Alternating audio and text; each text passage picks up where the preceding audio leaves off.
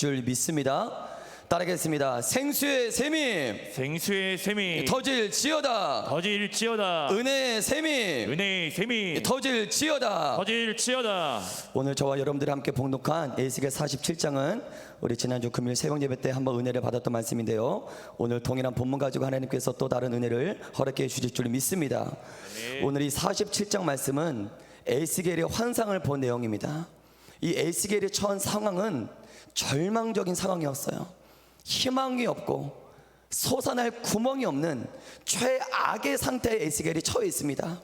하지만 하나님께서는 우리가 아무리 절망적인 상황에 있다 하더라도 그 절망을 이길 수 있는 희망의 메시지를 하나님은 우리에게 허락해 주시는 줄 믿습니다. 우리가 어떤 환경과 어떠한 절망적인 상황에 있을 때 다른 것을 하나님은 주시지 않아요. 사람을 주시지 않고 어떠한 세상적인 걸 주는 게 아니라 말씀을 우리에게 주시는 줄 믿습니다. 아멘. 그 절망적인 상황을 이길 수 있는 희망의 말씀을 주세요. 우리가 그 말씀을 붙잡고 믿음으로 붙잡을 때, 그 믿음으로 붙잡는 사람은 어떤 환경이 있다 할지라도 절망을 이겨내는 줄 믿으시길 바랍니다. 이 메시지, 오늘 47장 메시지가 배경이 바로 최악의 절망 상태에서 에스겔에게 일어나라, 희망의 메시지를 주고 있는 이 환상이 바로 오늘 저와 여러분들이 봉독한 에스겔서 47장입니다. 이 본문의 환상을 좀 더 이해하기 위해서는 이 배경이 뭐냐, 역사적 배경이 뭔지를 조금 이해해야 되는데요, 지금 에스겔이 살았을 당시에는 에스겔 주변 고대 근동에 엄청나게 힘이 센 나라가 있었어요. 한 나라는 애굽입니다. 애굽. 구약 성경에 애굽은 수없이 많이 등장해요. 애굽, 절대적인 강호 애굽이라는 나라가 있었고요, 또 한 나라는 북이스라엘, 남유다의 형제 국가인 북이스라엘을 멸망시킨 아수르라고 하는 나라가 있습니다. 애굽이 있었고 아수르가 있었고, 또 하나의 나라가 중요해요. 이 나라가 바벨론인데 신흥 세력에 떠오르는 세력, 막 힘이 막 커지고 있는 나라 바벨론. 이 세 나라가 그 고대 근동 지방에 힘을 겨루고 있었는데, 이제 이때가 어느 때냐면 이 세력이 이제 뒤바뀌는 시기예요. 아수르가 바벨론에게 멸망을 당하고, 애굽과 바벨론이 갈그미스라는 전투를 하는데 그 전투에서도 바벨론이 승리합니다. 그래서 바벨론이 고대 근동의 강자, 최고 힘이 센 나라로 등장을 하는 거예요. 여러분, 성경을 보면 이 바벨론을 어떠한 단어로 표현하냐면 갈대아인이라고 표현해요. 갈대아인. 성경은 이 갈대아인을 어떻게 표현하냐면, 우리 하박국 1장 6절부터 8절까지 말씀을 우리 한번 선포하겠습니다. 시작. 보라, 내가 사납고 성급한 백성, 곧 땅이 넓은 곳으로 다니며 자기의 소유가 아닌 거처들을 점령하는 갈대아 사람을 일으켰나니, 그들은 두렵고 무서우며 당당함과 위엄이 자기들에게서 나오며, 그들의 군마는 표범보다 빠르고 저녁 이리보다 사나우며, 그들의 마병은 먼 곳에서부터 빨리 달려오는 마병이라 마치 먹이를 움키려 하는 독수리의 나름과 같으니라. 여러분, 그 당시 갈대아인의 모습이 그려지십니까? 무섭습니다. 싸납고 성급했으며, 그들의 군마는 표범보다 빠르고 이리보다 사나우며, 마병은 마치 먹이를 움크려 쥐는 독수리 같다. 이게 바로 그 당시 바벨론 사람들이었어요. 육적으로 보면 바벨론이지만 영적으로 보면 곧 악한 마귀 같습니다. 악한 마귀 같아요. 싸나우며 성급하며 먹이를 움켜쥐는 독수리와 같다. 영적으로 보면 이 바벨론은 악한 사단과 같습니다. 근데 중요한 건 하나님께서 이 갈대아인들을 준비시킨 이유가 있어요. 이 갈대아인들을, 바벨론 사람들을 하나님이 준비시킨 이유가 있는데, 그 이유가 뭐냐면 하박국 1장 12절 말씀을 한번 선포하겠습니다. 시작. 선지자가 이르되, 여호와 나의 하나님, 나의 거룩한 이시여, 주께서는 만세 전부터 계시지 아니하시나이까? 우리가 사망에 이르지 아니하리이다. 여호와여, 주께서 심판하기 위하여 그들을 두셨나이다. 반석이시여, 주께서 경계하기 위하여 그들을 세우셨나니야. 여호와여, 주께서 심판하기 위하여 그들을 두셨나이다. 하나님이 바벨론을 세우신 이유가 뭐냐면, 남유다 사람들이 워낙 죄를 짓고 우상에 빠지고 음란에 빠지고 하나님의 반역을 하고 이 수만 가지 죄를 지으니까 하나님께서 너 자꾸 그렇게 죄를 짓고 우상 숭배하고 음란한 짓 하면 바벨론을 통해서 갈대인을 통해서 너희를 심판할 것이다. 하나님께서 바벨론을 세우신 목적이 심판의 도구로 바벨론을 세우신 거예요. 남유다 사람, 이스라엘 사람 자꾸 하나님 말씀 거역하고 반역하면 바벨론을 통해서 너희를 심판할 거야. 심판의 도구로 바벨론을 세우신 거예요. 이러한 하나님의 거듭 경고에도 불구하고 유다 사람들은 어떻게 합니까? 하나님을 반역합니다. 끊임없이 우상 숭배를 합니다. 끊임없이 죄를 짓습니다. 그 결과 어떻게 됩니까? 남유다가 바벨론에 의해서 완전히 멸망당하게 돼요. 1차, 2차, 3차 바벨론이 침공하는데 3차 침공 때 끝내는 예루살렘 성도 완전히 불타 없어지고 그 남유다가 바벨론에 의해서 멸망하게 됩니다. 그리고 남유다 사람들은 바벨론의 포로로 끌려가요. 바벨론의 포로. 여러분, 포로가 되면 우리도 36년 동안 일제시대 때 일본의 포로, 일제 압제에 있어 봤기 때문에 한 나라의 포로가 된다, 한 나라의 그 속국이 된다, 그 심정, 그 쓰라린 그 쓴맛을 우리는 알고 있습니다. 여러분, 한 나라의 포로가 되면 뭐 인권은 없어요. 비참하게 살아요. 저 외할머니도 약간 그 일제시대 때 경험했는데 비참하게 살았대요. 정말 종교적인 자유도 없고 경제적 자유도 없고 인권이라는 단어가 없고 동물처럼 그냥 끌려 사는 거예요. 지금 남유다 사람들의 신세가 어떠냐면 자유도 없고 종교적 자유, 뭐 경제적 자유, 인권 이거 없이 그냥 포로가 되어서 바벨론 나라에 포로로 끌려가서 그냥 동물처럼 비참하게 희망도 없이 절망에 빠져서 그렇게 살고 있다는 것입니다. 여러분, 이걸 우리는 영적으로 바라봐야 돼요. 영적으로. 그럼 남유다 사람들이 바벨론의 포로로 끌려간 그게 영적으로 뭘 뜻하냐 이겁니다. 여러분, 남유다 사람들은 구원받았던 백성이었어요. 구원받았던 백성이었는데 죄를 짓고 또 죄를 짓고 반복된 죄를 지어서 포로가 된 거예요. 바벨론은 명적으로 보면 마귀를 뜻합니다. 예수님 믿고 구원받은 하나님의 백성들이 자꾸 죄를 짓고 또 죄를 짓고 불순종하고 또 불순종하여서 악한 마귀의 결박에 꽁꽁 묶여있는 상태, 악한 마귀의 지배 아래 놓여있는 상태, 영적으로 완전히 마귀에게 눌린 상태. 여러분, 영적으로 보면 이것보다 더 최악의 상태가 없어요. 여러분, 포로로 끌려가면 예배를 못 드립니다. 바벨론에서는 예배를 못 드려요. 예루살렘 성전도 불타 없습니다. 하나님과 나의 관계가 완전히 막힌 상태예요. 자유가 없습니다. 찬양과 기도와 예배, 신앙생활 자체가 안 돼요. 그 상태가 바로 영적으로 보면 포로 상태입니다. 여러분, 하나님은 바로 그때 그 포로로 끌려간 바벨론에서 에스겔이라는 선지자를 세워요. 에스겔이라는 이름의 뜻은 뭐냐면 이거예요. 하나님이 강하게 하신다. 에스겔 이름의 뜻이 하나님, 따라하겠습니다. 하나님이 강하게 하신다. 따라하겠습니다. 하나님이 단련시키신다. 단련시키신다. 그 포로 생활에 정말 1년도 아니고 2년도 아니고 이 포로 생활을 몇 년까지 해야 되나. 진짜 우리는 이제 더 이상 예루살렘으로 돌아갈 수 없습니까? 이 남의 나라에 끌려와서 이게 몇 년 동안 1년도 아니고 2년도 아니고 몇 년이 지나도 계속 이게 포로 생활로 그냥 사는 거예요. 그 희망이 없는 거예요. 소망이 없는 거예요. 그때 하나님은 에스겔, 그 이름의 뜻이 뭐라고요? 하나님이 훈련시키신다. 하나님이 연나시키신다. 하나님이 강하게 하신다. 그 이름을 가진 에스겔을 딱 바벨론에 보내신 거예요. 남유다 사람들은 에스겔이라는 이름을 알고 있어요. 에스겔, 하나님이 단련시키신다. 하나님이 연나시키신다. 하나님이 강하게 하신다.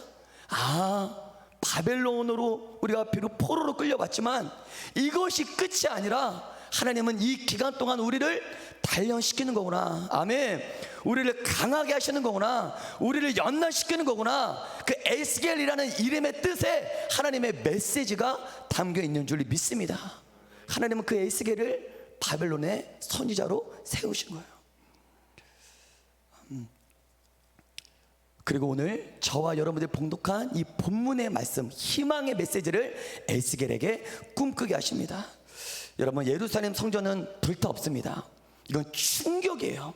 그 당시 유다 백성들은 무슨 일이 있어도 성전만큼은 무슨 죄를 지어도 하나님이 임재하시는 거룩한 성전만큼은 무너지지 않을 줄 알았어요.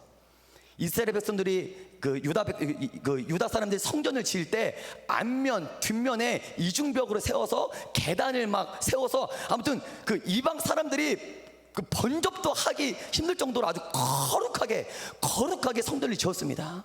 그러니까 무슨 일이 있어도 하나님이 임재하시는 성전만큼은 무너지지 않는다. 근데 그 성전이 불탄 거예요. 성전이 철저히 무너진 거예요. 이게 큰 충격이었어요, 이제. 하지만 하나님께서는 그 무너진 성전을 다시 회복하시는 환상을 에스겔 47장에 우리들에게 보여주시는 줄 믿습니다. 오늘 에스겔 47장 1절의 말씀 보면 그가 나를 데리고 성전문에 이르시니 성전 앞면이 동쪽을 향하였는데 그 문지방 밑에서 물이 나와요. 물이 나옵니다. 그 물이 3절과 또 5절 보니까 물이 발목에 차더니 무릎으로 오르더니 허리까지 차더니 어떻게 됩니까? 강을 이룹니다. 강을. 그리고 더 신기한 건 성전에서 흘러나오는 이 물이 흐르는 곳마다 모든 생물이 살아나요. 할렐루야. 죽어있던 모든 생물이 살아납니다. 더 신기한 건 이 강물이 아라바라는 뜻이 이게 건조한 땅이라는 뜻이에요. 죽은 땅, 생명이 살지 않는 땅. 그 마른 지역에 강물이 흐르고 또 이 바다, 사해 바다, 죽은 바다, 생명이 살지 않는 바다에 흘러갔더니 또 바다가 살아나는 놀라운 역사가 일어납니다. 여러분, 중요한 건 우리는 이걸 영적으로 해석해야 돼요. 영적으로. 절망적인 상황에서 하나님은 무슨 환상을 보여주시냐? 성전에서 물이 흘러나와 모든 생물이 살아나는 환상을 보여주시는데, 성전에서 흘러나오는 이 강물은 영적으로 보면 뭘 뜻하냐면 하나님의 은혜를 뜻합니다. 성령의 생수를 뜻하는 줄 믿습니다. 맨 처음에는 이 생수가 발목까지밖에 안 차요. 발목까지밖에. 제가 어렸을 때 친척들과 함께 계곡에 개울가에 놀러 온 적이 있습니다. 개울가. 제가 무서워서 깊은 데는 들어가지 못해요. 빠져 죽을까 봐. 그래서 어렸을 때 발목 정도밖에 딱 거기밖에 안 들어가요. 제가 자유롭게만 이동합니다. 자유롭게만 이리 뛰고 저리 뛰고 막 왔다 갔다. 왜 발목까지밖에 안 차니까 막 제 육적인 힘이 물의 힘보다 센 거예요. 그래서 뭐 물살이 아무리 세도 그냥 그 발목까지밖에 물이 안 차니까 내 마음대로 그냥 왔다리 갔다리 쳤다리 갔다리 막 이동을 합니다. 여러분, 이건 영적으로 뭘 뜻하냐면 하나님의 은혜는 받았어요. 성령의 체험은 했긴 했지만 발목 정도의 높이밖에 체험을 못했어요. 그럼 그게 뭐 뜻하냐면 영적인 은혜는 받았지만, 하나님의 은혜는 받았지만 여전히 내 육적인 힘이 더 셉니다. 하나님의 은혜보다 내 육적인 발의 힘이 세서 내가 가고 싶은 대로 가는 거예요. 이리 가면 이리 가고 저리 가면 저리 가고. 그게 바로 발목 정도 은혜를 받은 거예요. 이젠 두 번째 측량하니까 무릎 정도 차오르고 허리까지 차오릅니다. 이제 성전에서 물이 흘러나와서 제가 좀 커가지고 이제 용기 내어서 실제로 허리 정도까지 깊이 한번 제가 개울가에 들어가 봤어요. 물살이 셉니다. 제가 초등학교 한 5, 6학년 정도에 제가 이제 허리 정도 차오르는 그 개울가에 딱 들어가 봤더니 빠져 죽을 뻔했어요. 정말 물살이 워낙 세가지고 물살이 이리 가면 저도 휘청거리고 물살이 저리 가면 저도 휘청거리고. 그러니까 제가 물살에 제 몸이 막 왔다리 갔다리 막 주체할 수 없는 거예요. 이거 영적으로 뭘 말합니까? 허리 높이만큼 정말 은혜를 받고 성령의 충만함을 받으면 하나님의 은혜가 점점 나를 지배하기 시작해요. 내가 하나님의 은혜에 따라 지금까지는 발목 정도 은혜를 받았을 때는 내 마음대로 살았는데 허리 정도까지 차오르면 이제 하나님의 은혜가 나를 지배합니다. 이리 가면 이리 가고 저리 가면 저리 가고. 하지만 여전히 아직까지도 내 육의 힘은 남아있는 거예요. 근데 마지막 보니까 성전에서 작은 물질기를 시작한 게 강가를 이룹니다. 강가. 이건 무엇입니까? 완전히 내 육신의 정욕, 육신의 생각은 완전히 죽어지고 성령의 충만함 가운데, 은혜의 충만함 가운데, 할렐루야, 내 모든 인생을 하나님께 다 내어 맡기는 인생이 바로 은혜의 강가를 이루는 삶이에요. 여러분, 항해자가 배를 운전하는 항해자가 키를 딱 잡고 바다가 힘이 약할 때는, 잔잔할 때는 그 항해자가 키를 잡고 운전을 합니다. 이리 돌리면 이리 가고 저리 돌리면 저리 가고. 근데 항해자가요, 바람이 세고 파도가 몰아칠 때는, 바다의 힘이 셀 때는 키를 잡는 순간 배가 뒤집어져요. 배가 그때는 무조건 키를 놔야 됩니다. 그래서 바람이 그냥 가는 대로, 파도가 가는 대로 이게 배가 가게 해야지, 바람이 세고 광풍이 부는데 키를 잡으면 배가 정복된대요. 저 여러분들의 인생도 이랬으면 좋겠어요. 성령이 충만한데, 은혜를 충만히 받았는데 내가 여전히 내 인생의 반영의 키를 잡고 있으면 정복돼요. 내 인생의 반영의 키를 내가 조정하려고 하지 말고 성령님께 내어 맡기는 저 여러분이 되시길 주님의 이름으로 간절히 축복합니다. 8절을 보니까 성전에서 흘러나온 물이 강물로 흘러가니까 모든 게 살아나요. 여러분, 이 강물은 이 바다, 이 죽은 사의 바다는 뭘 뜻하냐면, 영적으로 바다는 마음을 뜻해요. 마음. 이 사의 바다는 죽은 물로 가득합니다. 죽어있는 물로 가득해요. 이 바다는 우리들의 마음이에요. 저 여러분들도 내 안에 물이 고여 있는데, 사해처럼 죽은 물이 고여 있는지, 생명의 물이 고여 있는지, 내 마음 안에, 심령 안에 어떤 물이 내 마음 안에 고여 있는지 우리는 점검하셔야 돼요. 여러분, 사해 바다의 첫 번째 특징은 짜죠. 매우 짜죠. 일반 바다의 5배가 넘도록 짜요. 세계에서 가장 짠 그 바다가 그 사해 바다입니다. 두 번째 특징은, 사해 바다의 두 번째 특징은, 사해 바다로 들어오는 물줄기는 많아요. 사해 바다로 들어오는 물줄기는 많은데 빠져나가는 물줄기가 없어요. 이게 물이 들어오면 빠져나가야 물이 썩지 않는데, 사해 바다는 큰 호수와도 같기 때문에 들어오는 물줄기는 많은데 빠져나가는 물줄기가 없는 거예요. 항상 고여 있습니다. 저 여러분들도 마음도 그래요. 우리 마음도 물이 고여 있어요. 우리가 눈으로 본 게 있습니다. 살면서 눈으로 본 거, 스마트폰으로 보던 텔레비로 보던 뭘 보던 간에 눈으로 본 게 사라지는 게 아니에요. 눈으로 본 게 영적인 물이 되어서 내 마음에 고입니다. 눈으로 뭘 보던 간에 다 내 마음에 고여 있게 돼 있어요. 어렸을 때부터 귀로 듣던 게 내 마음에 고여 있어요. 어렸을 때부터 상처 주는 말, 정말 나의 가슴을 정말로 베는 듯한 쓰라린 나의 상처 주는 말을 들었다면 그게 사라지지 않고 물이 되어서 내 마음에 다 고여 있다는 거예요. 내 손으로 만진 것도 내 물이 되어서 내 마음에 고이고, 내 몸으로 경험한 모든 것들이 영적인 물이 되어서 내 마음에 고여 있게 됩니다. 중요한 건 이 물이 빠져나가지 않아요. 중요한 건 저 여러분들의 심령 가운데, 마음 가운데 지금 어떠한 물이 고여 있는가가 중요합니다. 이 사해처럼 죽어 있는 물이 고여 있는가, 썩어 있는 물이 고여 있는가, 오염된 물이 고여 있는가, 악취가 나는 물이 고여 있는가, 아니면 깨끗한 물이 고여 있는가, 영적으로 우리가 한번 우리를 점검해 봐야 돼요. 여러분, 사해 바다가 깨끗해지기 위해서는 하나밖에 없어요. 깨끗한 물이 들어와야, 빠져나가는 물줄기는 없기 때문에 깨끗한 물이 들어와야, 생명의 물이 들어와야 사해 바다는 살아납니다. 저 여러분들도 이 내 마음에 고여있는 이 상처와 썩어온 이 쓴물을 어떻게 깨끗하게 바꿀 수 있냐면, 깨끗한 물, 할렐루야, 성전에서 흐르는 그 성령의 생수가 내 안에 들어올 때 우리 안에 있는 더러운 물이 깨끗한 물로 변화될 수 있는 거예요. 여러분, 이제 더 이상 내 안에 있는 더러운 물, 쓴물을 뽑아내려고 하지 마세요. 내 안에 온갖 물이 다 들어있어도 그거 쳐다보지 마세요. 이제는 깨끗한 물에 집중하시길 소망합니다. 아멘. 나에겐 이런 상처가 있어, 나는 이게 절망적이야, 이것 때문에 못해. 지금까지 내 안에는 그 물만 쳐다보고 살았는데, 그거 쳐다보면 인생은 바뀌잖아요. 그것만 쳐다보면 바뀌잖아요. 절망적인 상태만 쳐다보면, 그 쓴물만, 그 오염된 물만 쳐다보면 바뀌잖아요. 이제 그 물을 지금까지 바라봤다면 이제 그 물 그만 보시고 나에게 들어오고 있는 깨끗한 물을 집중하시길 바랍니다. 여러분들 안에 지금 깨끗한 물이 들어오고 있는 줄 믿습니다. 아멘. 그 물을 보셔야 돼요. 어떤 설교를 들었는데,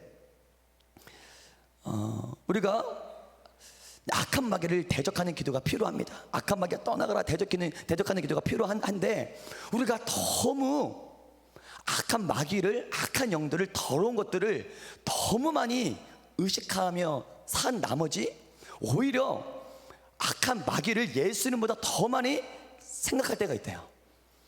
영적인 싸움한다고 너무 악한 거, 더러운 거 막 이걸 너무 많이 의식한 나머지 오히려 필요 이상으로 마귀를 의식해서 오히려 마귀를 예수님보다 더 많이 생각하며 살 때가 있다라는 그런 설교를 제가 들은 적이 있습니다. 그리고 그분이 이런 또 메시지를 전했는데, 악한 마귀를 몰아낼 수 있는 최고의 방법은 예수 그리스도를 늘 생각하고, 아멘, 예수님을 늘 묵상하고 그분과 늘 동행하는 것이 내 안에 있는 더러운 물, 쓴물, 내 안에 있는 악한 마귀를 몰아낼 수 있는 가장 최고의 좋은 방법이다. 그런 메시지를 제가 들은 적이 있습니다. 이 말을 제가 왜 합니까? 내 안에 있는 부정적인 거 뽑아내려고 하지 마세요. 내 안에 있는 상처, 아픔 뽑아내려고 하지 마세요. 예수님을 집중하시고 예수님으로부터 흐르는 물을 내가 주목하면 저절로 내 안에 있는 더러운 물은 빠져나가게 되는 줄 믿으시길 바랍니다. 여러분, 중요한 건 이거예요. 그럼 이 물이 어디에서 흘러나오는가? 성전인데, 그럼 성전은 과연 뭐냐? 성전은 뭐냐? 요한복음 2장 19절에서 22절까지 말씀을, 요한복음 2장 19절에서 22절까지 말씀을 우리 한번 선포하겠습니다. 시작. 예수께서 대답하여 이르시되 너희가 이 성전을 헐라 내가 사흘 동안에 일으키리라. 유대인들이 이르되 이 성전은 46년 동안에 지었거늘 내가 3일 동안에 일으키겠느냐 하더라. 그러나 예수는 성전된 자기 육체를 가리켜 말씀하신 것이라. 죽은 자 가운데서 살아나신 후에야 제 아들이 말씀하신 것을 기억하고 성경과 예수께서 하신 말씀을 믿었더라. 그러나 예수는 성전된 자기 육체를 가리켜 말씀하신 것이라. 여러분, 이 성전은 무엇입니까? 에스겔서 47장 1절에 성전에서 생수가 나오는데 그 성전은 누굽니까? 바로 저 여러분들이 믿고 있는 예수님이신 줄 믿습니다. 세상에서 아무리 물을 내가 먹어도 그 물로는 내가 살 수 없어요. 여러분들이 영혼의 갈증을 느낄 때, 영혼의 목마름을 느낄 때, 사람에게서 흐르는 물을, 사람에게서 무슨 흐르는 물을 내가 마셔도 더 갈증만 생깁니다. 내 영혼이 피폐할 때, 외로울 때 세상에 나가서 세상에 주는 물을 먹으면 내 영혼이 더 타들어가요. 더 목마르고 더 병들어집니다. 우리는 어떠한 물도 내 영혼을 치료할 수 없어요. 예수 그리스도로부터 나오는 그 물만이 내 영혼을 치유하고 내 마음을 깨끗하게 변화시키는 줄 믿으시길 바랍니다. 요한복음 4장 9절에서 10절, 13절에서 14절까지 말씀을 한번 선포하겠습니다. 시작. 사마리아 여자가 이르되 당신은 유대인으로서 어찌하여 사마리아 여인은 나에게 물을 달라 하나이까 하니 이는 유대인이 사마리아인과 상종하지 아니함이로라. 예수께서 대답하여 이르시되 내가 만일 하나님의 선물과 또 내게 물 좀 달라 하는 이가 누구인 줄 알았더라면 내가 그에게 구하였을 것이요 그가 생수를 내게 주었으리라. 예수께서 대답하여 이르시되 이 물을 마시는 자마다 다시 목마르려니와 내가 주는 물을 마시는 자는 영원히 목마르지 아니하리니 내가 주는 물은 그 속에서 영생하도록 솟아나는 샘물이 되리라. 아멘. 요한복음 7장 37절에서 39절도 한번 이어서 선포합니다. 시작. 명절 끝날 곧 큰 날에 예수께서 서서 외쳐 이르시되 누구든지 목마르거든 내게로 와서 마시라. 나를 믿는 자는 성경의 이름과 같이 그 배에서 생수의 강이 흘러나오리라 하시니 이는 그를 믿는 자들이 받을 성령을 가리켜 말씀하신 것이라. 예수께서 아직 영광을 받지 아니하셨으므로 성령이 아직 그들에게 계시지 아니하시더라. 아멘. 38절 보니까 나를 믿는 자는 성경의 이름과 같이 그 배에서 생수의 강이 흘러 나오리라 하시니 이는 그를 믿는 자들이 받을 성령을 가리켜 말씀하신 것이라. 할렐루야. 여러분들 안에 배에서 생수가 흘러나옵니다. 첫 번째 성전은 예수 그리스도시고 그 예수 그리스도를 통해서 성령 받은 나도 성전이 된 줄 믿습니다. 우리들 배 안에, 우리들 심령 안에 생수의 근원 되시는 성령님이 여러분들 배 안에 계시는 줄 믿습니다. 제가 언제 제 안에 언제 그 생수를 공급받는 걸 언제 느끼냐면 방언으로 막 배에 힘을 딱 주고 막 방언으로 빠바바 기도하면 그 배에서 막 생수가 흘러나와서 제 온몸을 감싸는 걸 제가 옛날에 많이 느꼈던 것 같아요. 또 목사님들이 강단에서 힘차게 선포하실 때, 설교하실 때 강단에서 나오는 그 메시지를 통해서 생수가 막 내 안에 들어오는 게 느껴져요. 막 찬양단의 앞에서 찬양을 막 충만함으로 찬양할 때 내가 막 내 안에 그 생수가 막 쑥쑥 들어오는 게 느껴집니다. 할렐루야. 여러분들 안에 예수님 믿어 성령을 모신 여러분 안에 생수의 근원이 다 있는 줄 믿습니다. 이제 그 근원을 생수를 이제 내가 가정에 흘려보내고 내 안에는 생수를 가정에 흘려보내면 가정이 살아날 줄 믿습니다. 생수가 흐르는 곳마다 살아난다라고 말씀해 있기 때문에 무조건 생수가 흐르는 곳마다 살아납니다. 교회 안에 목장 안에 생수를 흘려 보내면 목장이 살고, 아멘. 나라와 민족과 세계 열방 가운데 생수를 흘려 보내면 세계 열방이 살아나는 줄 믿습니다. 여러분 중요한 건 이거예요. 근데 11절 보니까 모든 게 다 살아나는데 살아나지 못하는 땅이 있어요. 에스겔 47장 11절, 그 짐벌과 갯벌은 되살아나지 못하고 소금 땅이 될 것이며. 여러분 성령을 받아서 살아나는 자가 있는 반면에, 복음을 듣고 구원받는 자가 있는 반면에, 하나님의 은혜를 받고 살아나는 자가 있는 반면에 그렇지 못하는 자도 있다라고 지금 성경은 우리들에게 경고합니다. 모든 자가 살아나지 않는다. 아무리 말씀이 선포돼도, 아무리 성령 받아라 외쳐대도 짐벌과 갯벌 같은 자가 되살아나지 못하는 자가 있더라는 거예요. 이 김벌과 갯벌은 물 구덩이를 뜻해요. 습지, 바닷가 가면 습지가 있지 않습니까? 물 구덩이. 그 바다에 우기가 되면, 바다가 차면 그 물 구덩이에 물이 고였다가 건기가 돼서 빠지면 그 물이 고여 있게 되죠. 근데 햇볕이 막 쬐면 그게 소금으로 바뀌어요. 그게 짐벌과 갯벌인데, 결론은 짐벌과 갯벌 같은 사람은 성령을 받지 못하고 복음을 들어도 구원받지 못하고 하나님의 은혜를 받아도 은혜를 헛되이 여겨서 살아나지 못한다는 거예요. 우리가 이 11절을 통해서 핵심이 뭐냐면, 핵심은 이겁니다. 교회에 아무리 열심히 다니는 것으로 내가 만족하는 게 아니에요. 교회 열심히 다니는 것으로 만족하는 것이 아니라 내가 성령 받고 내가 살아야 됩니다. 아멘. 내가 사는 거에 초점을 맞추시길 주님의 이름으로 축복합니다. 말씀을 듣는 걸로 만족하는 것이 아니라 말씀을 통해 생수를 받아 내 영혼이 살아나야 됩니다. 그냥 찬양하는 거로 끝나는 것이 아니라 찬양을 통해 내 영혼이 살아나야 됩니다. 생수를 공급받아야 됩니다. 이게 바로 11절을 통해서 우리가 받아야 될 교훈이에요. 우리 반주해 주시고요. 반주자님, 우리 지금 한번 말씀을 듣고 한번 기도했으면 좋겠어요. 성령님, 내가 지금까지 성전에서 나는 생수를 내가 거부하며 살았습니다. 성전에서 지금 이 시간에도 생수가 막 흘러나오고 있는데 내가 그 성령의 생수를 거부하며 살았습니다. 성령님의 음성을 외면하며 살았습니다. 내 고집대로, 내 생각대로 살았던 지난 날들을 용서하여 주시옵소서. 반주해 주시고요. 그리고 하나님, 예전에는 내가 정말 성령의 충만함을 받았었는데 내가 반복된 죄로 인해서 성령의 충만함을 다 빼앗긴 분들이 계십니까? 은사를 빼앗긴 분들이 계십니까? 그 첫사랑을 빼앗긴 분들이 계십니까? 이 시간에 십자가 앞에 다시 나가셔서 하나님, 다시 나에게 성령을 주시옵소서. 다시 나에게 성령의 생수를 주시옵소서. 우리 시간에 주여 나에게 성령의 생수를 부어달라고 우리 시간에 주여 삼창하시고 우리 간절하게 기도하겠습니다. 주여.